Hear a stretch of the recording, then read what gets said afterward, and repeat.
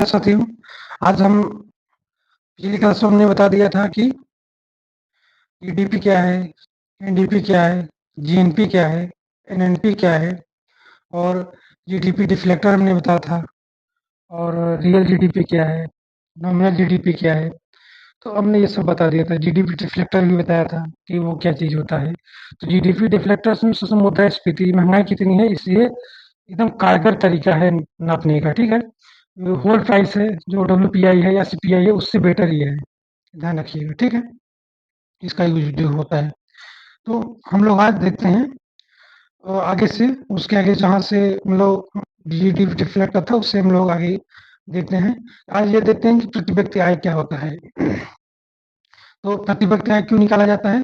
प्रति व्यक्ति आय निकालने से ये रहेगा कि लोगों को, जो देश के वासी निवासी हैं, नागरिक है, उनको कितना वस्तु सेवा जो उपलब्ध है उनके पास, इससे ये निकाला जाता है। इससे आंकड़ा ये लगाया जाता है, यहाँ इतने अगर इनका इनकम है तो इतने वस्तुओं सेवाओं को भोग करने लायक होंगे, ये गरीब है या अमीर है, ये आंकड़े से ये निकाला जाता है। जो हम लोग देखते हैं कोटा नहीं मिलता, कोटे पे एपीएल है, बीपीएल है, अंत्योदय, इससे यही निर्धारित करता है इनकम। ठीक है, इनकम के हिसाब से ही आपका जो ओबीसी सर्टिफिकेट होता है या एससी सर्टिफिकेट है वो भी वहाँ लगता है, और जो जनरल वाले होते हैं उनको भी वही लगता है, ये ध्यान रखिएगा। ठीक है, इसका उपयोग ये है। तो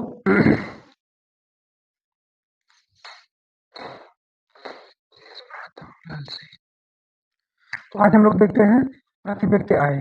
ठीक, प्रति व्यक्ति आय है क्या चीज?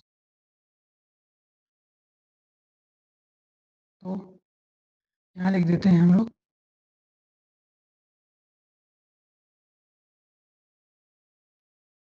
प्रति व्यक्ति आय। ठीक, अच्छा, जो हमारा एनएनपी है यानी जो राष्ट्रीय आय है, जो शुद्ध राष्ट्रीय आय है, तो हमने बता दिया था जो शुद्ध राष्ट्रीय आय है वो उसको नेशनल इनकम बोलते हैं।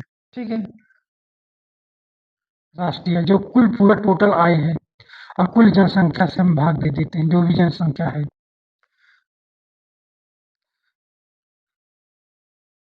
कुल जनसंख्या, जनसंख्या। ठीक है, कुल जनसंख्या से भाग देंगे, यहाँ पे लिख दिया राष्ट्रीय आय,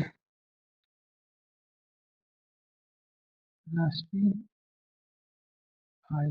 ठीक, तो हमारा क्या निकल जाएगा? तो हमारा इसको बोलते हैं पर्सनल, पर्सनल और व्यक्ति, PCID per capita income, per capita income. ठीक है, प्रति व्यक्ति आय, ध्यान रखिएगा। तो अब ये हो जाएगा, तो इससे ये निकलेगा कि मान लीजिए कि आप ऐसे मानिए, माना कि 200 है, 200 आपका पूरा है, 200 है। ठीक है, और 200 राष्ट्रीय आय है, 200 रुपया मान लीजिए, और जनसंख्या मान लीजिए कितना।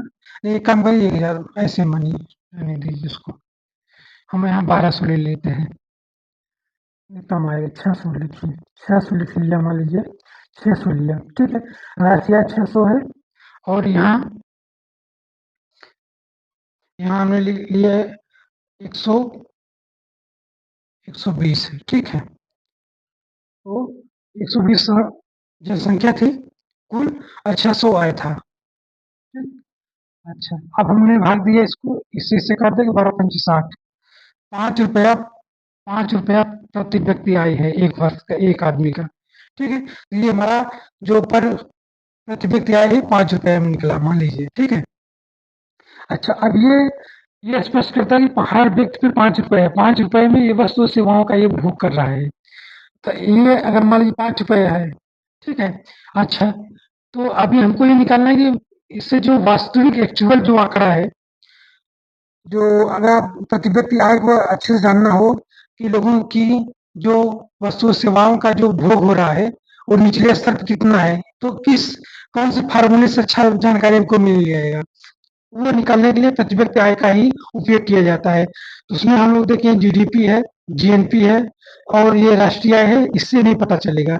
इसको घटाने बढ़ाने से इसको घटा देंगे, बढ़ा देंगे और जनसंख्या 4 चर चर लेंगे। जिससे मान लीजिए हमने बताया, कहने का तात्पर्य हमारा ये है कि हमने बताया था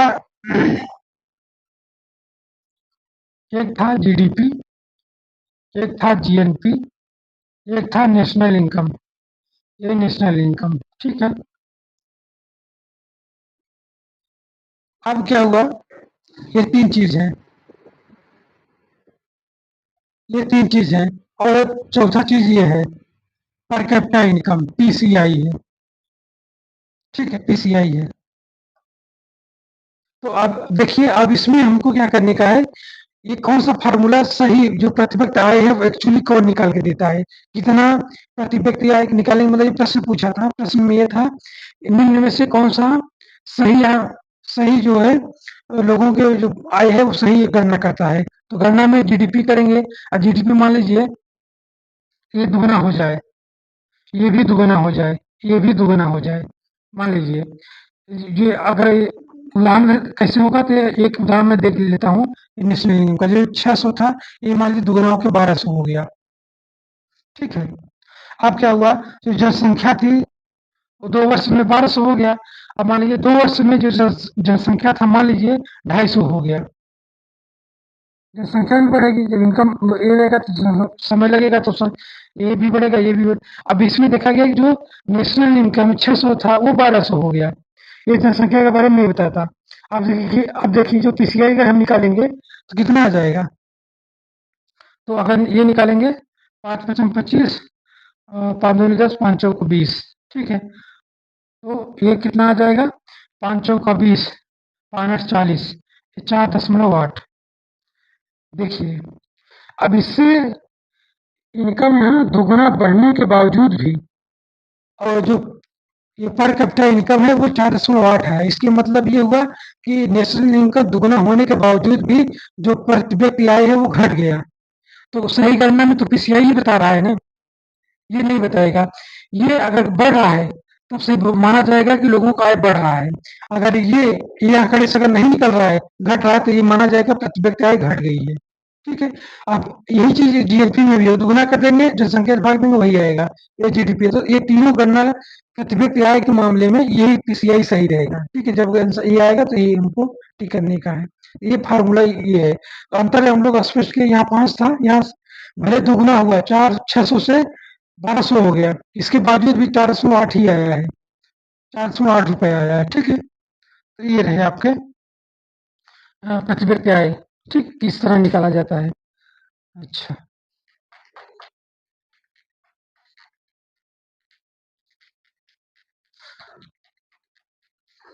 अब हम लोग देखते हैं,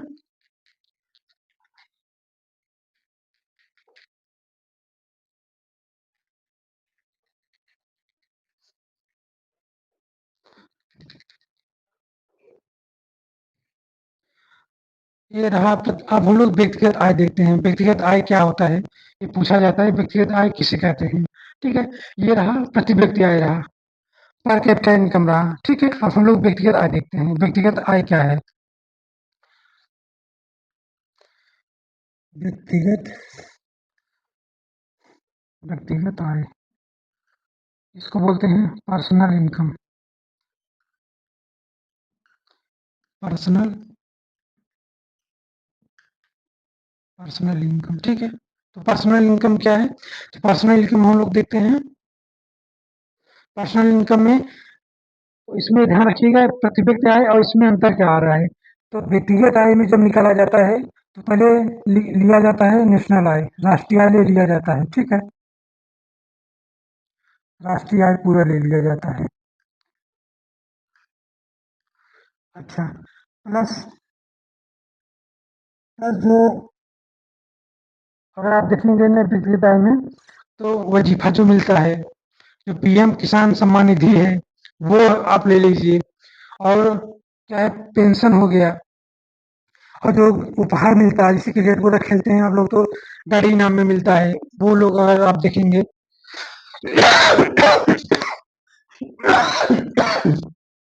सॉरी, तो ये राष्ट्रीय आय है, ठीक है। अब उसको हम इसमें क्या करेंगे, उपहार जोड़ देंगे। उपहार है, पेंशन है, पेंशन है, ठीक है। और क्या हो जाएगा, प्लस कर दीजिए। ऐसे लिखेंगे तो ये नहीं कम आ जाएगा। उपहार हो गया, पेंशन हो गया भाई, और स्कॉलरशिप हो गया,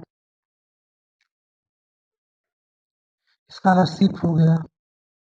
और क्या हो जाएगा, और मान लीजिए जो किसान सम्मान निधि है, किसान सम्मान निधि है, सम्मान,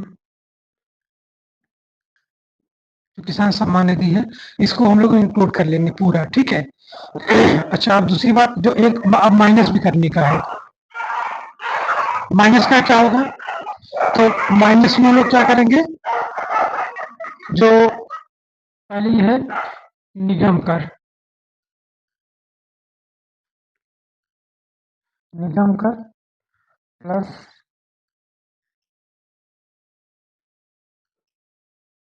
अवितरित, अवितरित, अवितरित लाभांश, यहाँ लिख देता हूँ, अवितरित लाभांश प्लस सामाजिक, प्लस सामाजिक सुविधाएं। इसमें मतलब आप अगर देखेंगे तो थोड़ा तामझाम है, इसमें तामझाम नहीं है, ध्यान रखिएगा। तो इससे इससे ये पता चलता है कि जैसे किसी व्यक्ति का मान लीजिए गांव में है, ठीक है। अब क्या हुआ, वो सर्विस किए थे, रिटायर हो गए, पेंशन मिल रहा है। पेंशन को राष्ट्रीय आय क्यों नहीं जोड़ा गया, तो जोड़ने का मतलब कारण ये रहा है कि जो भी उत्पादन इस वर्ष नहीं हुआ है, और ये शर्त है राष्ट्रीय आय में, उत्पादन इसी वर्ष होना चाहिए। उत्पादन का जो मूल्य होना, जो कन्वर्टेड आपका वैल्यू है, वो इसी वर्ष में होना चाहिए। तो उनका सर्विस तो बहुत पहले का है, उसमें तो किए नहीं है, तो पेंशन भी एक इसमें बाहर ही हो जाएगा।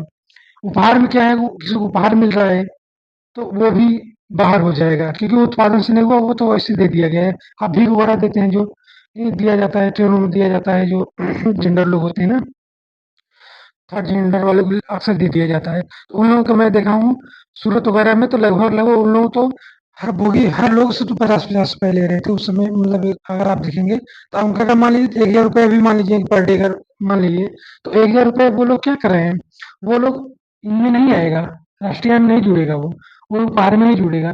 स्कॉलरशिप में अगर देखेंगे, स्कॉलरशिप जो मिलता है वो भी इसी में आ जाएगा।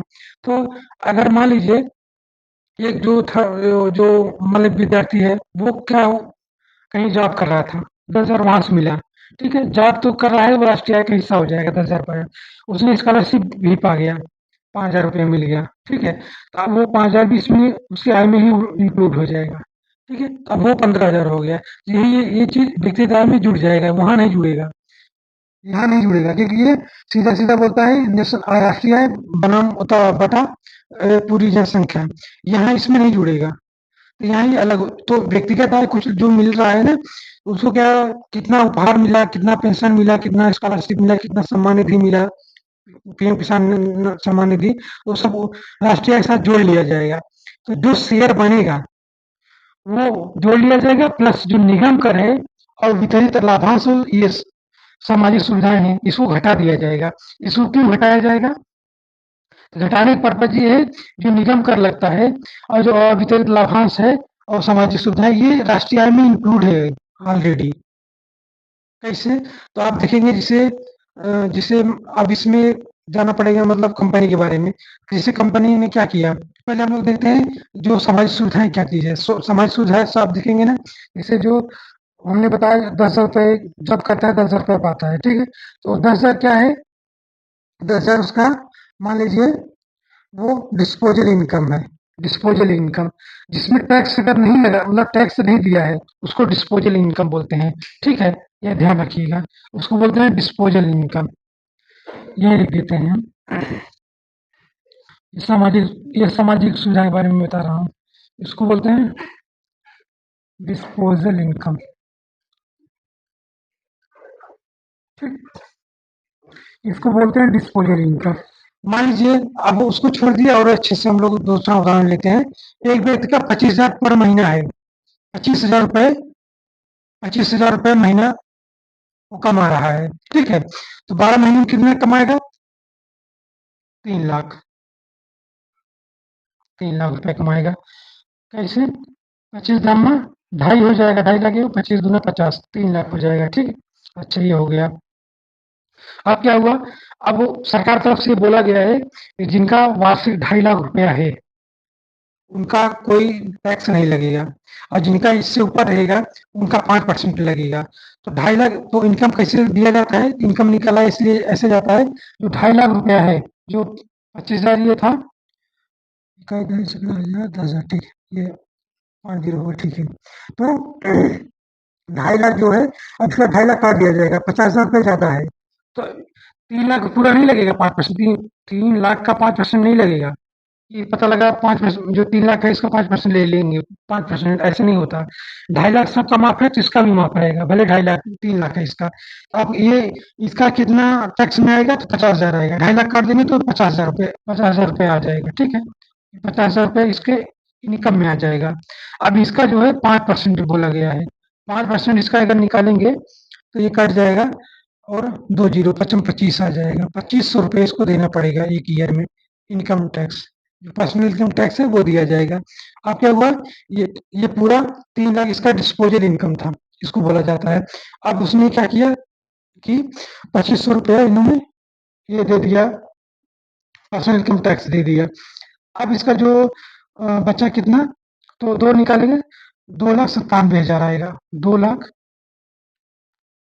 97,500 रुपया, ठीक है?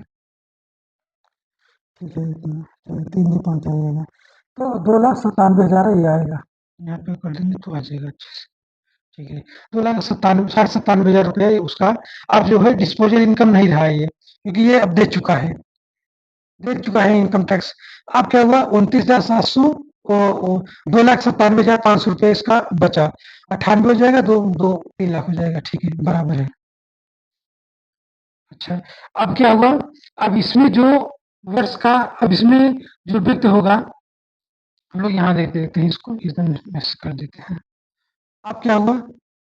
2,97,500 जो रुपया है, अब इसमें क्या करेगा ये?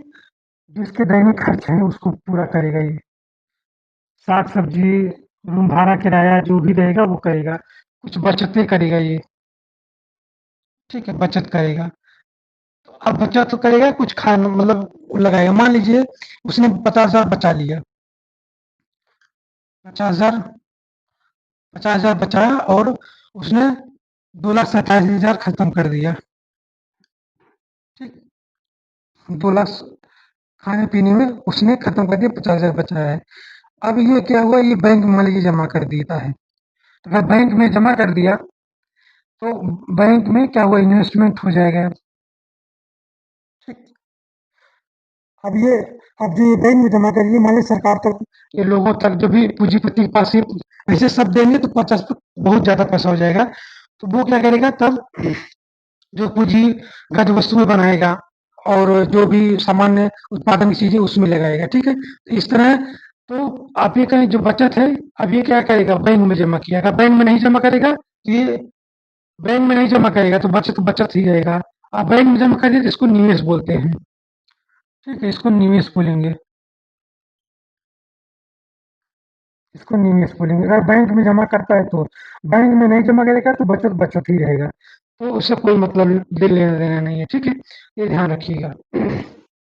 तो इसमें एक शर्त है, इसमें हर बचत निवेश नहीं है और हर निवेश बचत है। ये तर्क में समझिएगा, हर बचत निवेश नहीं है, हर निवेश बचत है। तो इसमें रखिएगा, मतलब ये आसूतन चाहिए है, ठीक है? ये कोई जरूरी नहीं है कि हर बचत निवेश हो जाएगा, मगर हर निवेश जो है बचत रहेगा, ये ध्यान रखिएगा। अच्छा ये हो गया। अब हम लोग ये देखते हैं कि ये तो रहा। तो अब इसमें देखिए अच्छा एक चीज़ और है, ध्यान रखिएगा। हम लोग वो जो सामाजिक सुविधा है तो वो हमने भूल गए हैं। तो मान लीजिए जो 2,97,500 था, ये मान लीजिए 500 जो रुपया था ये वहाँ पे, इसमें सामाजिक जो एसआई कार्ड बनता है लोगों को, आप अगर बीमार हैं या नहीं जा रहे हैं ड्यूटी पे, मतलब चोटें काफ़ी आई है, तो आप जो है ₹5 जो हर महीने का मतलब आपका 200-300 कटता है, तो मान लीजिए अगर इसमें 2,500 निकाल लीजिए, 2,500 ना 2,000 निकाल लीजिए, चलिए 2,000 निकाल देता हूँ। तो ₹2,000 मान लीजिए आपका कट जा रहा है हम सामाजिक सुविधाएँ के लिए, तो यही ₹2,000 जो आपका तो जो इनकम जो लिया गया डिस्पोजेबल इनकम में, ये तो पूरा 3 लाख का जोड़ कर लिया गया है। जबकि आपने ₹2,500 इनकम टैक्स भी दिया है और ₹2,000 समाज सुविधाएं में दिया है, ये दोनों में जोड़ लिया है। और आपका जो जब राष्ट्रीय आय जोड़ रहा था ना, तो ये 3 लाख पूरा जोड़ के रखा है, इसीलिए यहाँ घटाया जा रहा है। बात समझ रहे हैं नहीं? इसमें क्या किया इसने, जो राष्ट्रीय आय जब जोड़ रहा था तो ये पूरा जोड़ के रखा था, 3 लाख रुपया पूरा जोड़ लिया था, डिस्पोजल इनकम पूरा जोड़ लिया गया है। मगर ये तो उसके हाथ में कहाँ आ रहा है, ये सामाजिक सुविधाएं वाला ये पीआईटी वाला जो पर्सनल इनकम टैक्स है वो इसके हाथ में कहाँ आया, 2,500 ये और 2,000 ये इसके हाथ में आया ही नहीं है। इसलिए बोला जाए तो व्यक्तिगत व्यक्तिगत आय में नहीं जुड़ेगा। क्यों नहीं जुड़ेगा, क्योंकि उसके पास आया ही नहीं है, वो तो दे दिया है। उसके पास जब नहीं है तो नहीं जुड़ेगा, मतलब कहने का मतलब यही है। अगर आप देखेंगे तो जो इसमें है 2,500, ये इसमें पर्सनल इनकम टैक्स दिया और 2,000 मान लीजिए ये दे दिया, ठीक है। तो 2,000 ये मान लीजिए सरलता में 2,500 इसको दिया, 2,500 इसको दे दिया मान लीजिए। तो अब यहाँ पे कितना बच जाएगा, यहाँ पे सीधा सीधा रहेगा 45,000, ठीक है 45,000 ये आ जाएगा।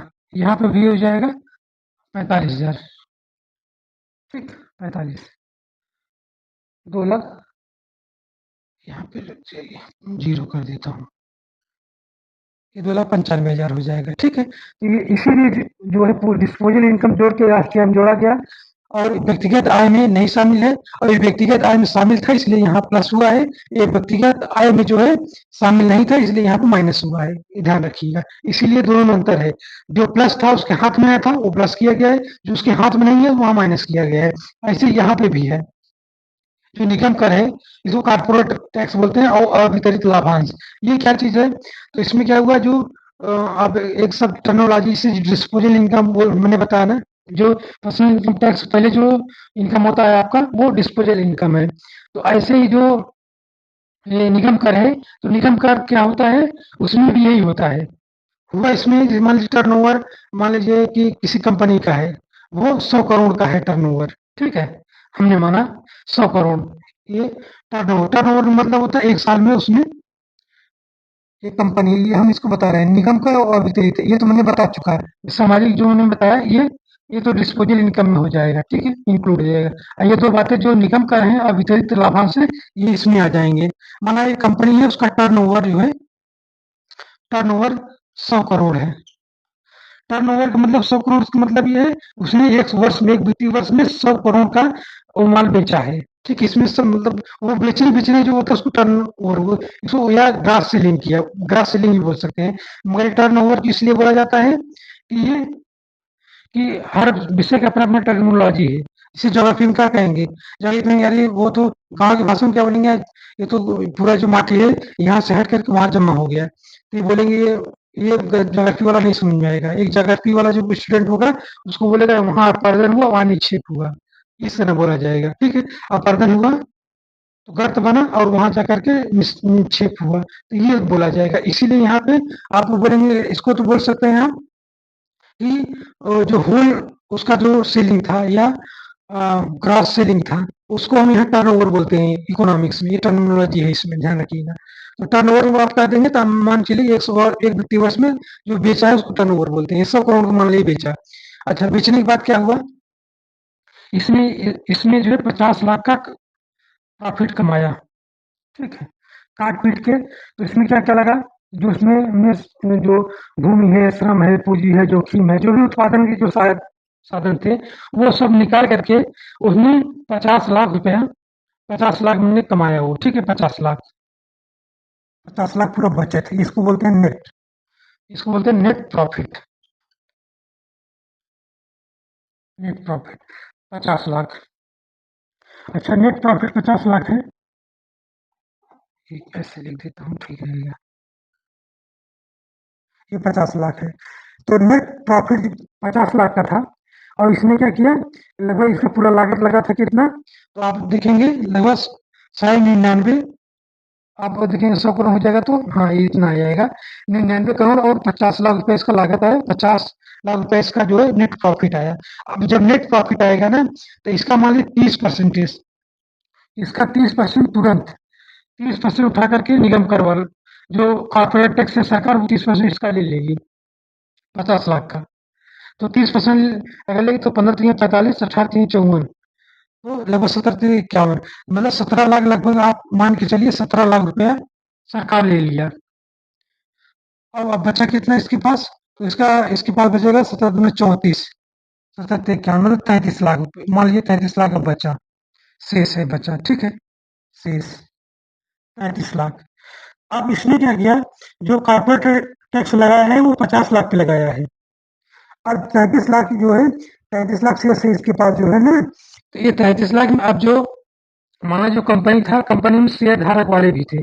शेयर क्या चीज है? शेयर का मतलब है एक मालिक नहीं था यहाँ पे जो 100 करोड़ कमाया है।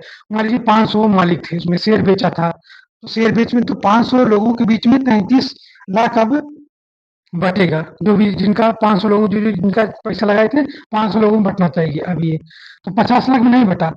जैसे उसका डिस्पोजल इनकम था, अब क्या हुआ, तो ये भी ऐसे समझिए डिस्पोजल इनकम हुआ मान लीजिए। अब क्या हुआ, पहले क्या कि पहले कॉर्पोरेट टैक्स 30% ले लिया। अब बचा कितना, वहां कटने मतलब कटने के बाद अब 33 लाख रुपये बचा है। अब ये 500 लोगों में बचेगा।